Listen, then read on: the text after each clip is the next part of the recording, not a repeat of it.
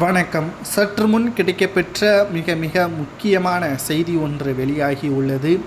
அனைத்திந்திய அண்ணா திராவிட முன்னேற்றக் கழகத்தின் ஒருங்கிணைப்பாளராக ஓபிஎஸ் அவர்கள்தான் 2026 வரை தொடர்வார் என்று தேர்தல் ஆணையம் கடிதம் ஒன்றை அனுப்பியுள்ளது.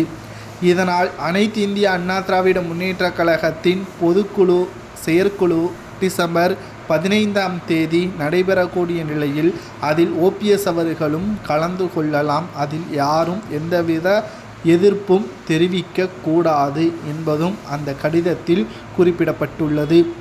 நீதிமன்றத்தில் வழக்கு நிலுவையில் உள்ளதே, அதை எப்படி ஓபிஎஸ் வரலாம் என்ற கேள்விகளும் ஒரு பக்கம் எழுப்பப்படுகிறது.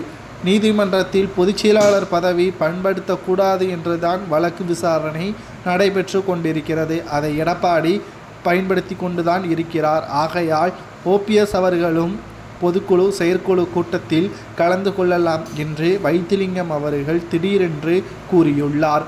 ஏற்கனவே செங்கோட்டையன் அவர்கள் முழு ஆதரவு ஓபிஎஸ் அவர்களுக்கு கொடுக்கப்பட்டுள்ள நிலையில் தற்பொழுது மீண்டும் அதிமுகவில் இணைவதற்கான மிகப்பெரிய அளவிலான ஒரு சம்பவம் டிசம்பர் 15ஆம் தேதியில் நடைபெறப் போகிறது. மாறாக இந்த கூட்டத்தில் ஓபிஎஸ் அவர்கள் பங்கேற்கும் நேரத்தில் எடப்பாடி வெளிநடப்பு செய்தாலோ அல்லது கலவரத்தை தூண்டினாலோ அதிமுக 2026 சட்டமன்ற தேர்தலில் மிகப்பெரிய ஒரு தோல்வியை தழுவதோடு எதிர்க்கட்சி அந்தஸ்தையும் இழக்க நேரிடும் என்றும் அரசியல் வட்டாரங்களில் செய்திகளை நம்மால் பார்க்க முடிகிறது. ஏனென்றால் 2026 சட்டமன்ற தேர்தல் என்பது ஒருங்கிணைந்த அதிமுகவை உருவாக்க வேண்டும், அதிமுக கொடியை கோட்டையில் பறக்கவிட வேண்டும் என்பதை சுட்டிக்காட்டிதான் பல்வேறு மாற்றங்களும் கள ஆய்வு கூட்டத்தின் பொழுது ஏற்பட்டுள்ள மோதல்களும் அடிதடிகளும் முற்றுப்புள்ளி வைக்கும் விதமாக இந்த செயற்குழு கூட்டம் டிசம்பர் 15ஆம் தேதி நடைபெறுகிறது. இதில் ஓபிஎஸ் அவர்கள் தான் ஒருங்கிணைப்பாளர் என்ற முறையில் கலந்து கொள்ளும் பட்சத்தில் ஆதரவாளர்கள் அனைவரும் ஒன்றாக இணைந்து இந்த பொதுக்குழு கூட்டத்தை சிறப்பாக நடத்த முடிந்தால் திமுக மண்ணை கவ்வும், அதிமுக வெற்றியடையும். கூட்டணி இல்லாமலேயே அதிமுக மிகப்பெரிய ஒரு வெற்றி வாய்ப்பை ஏற்படுத்தும்.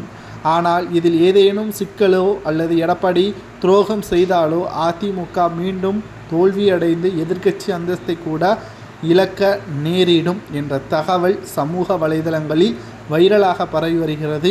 தேர்தல் ஆணையம் அதிமுகவின் ஒருங்கிணைப்பாளர் ஓபிஎஸ் தான் என்று கூறுவது சரியா தவறா என்பதை கமெண்ட் வாயிலாக மறக்காமல் கூறுங்கள். நன்றி, வணக்கம்.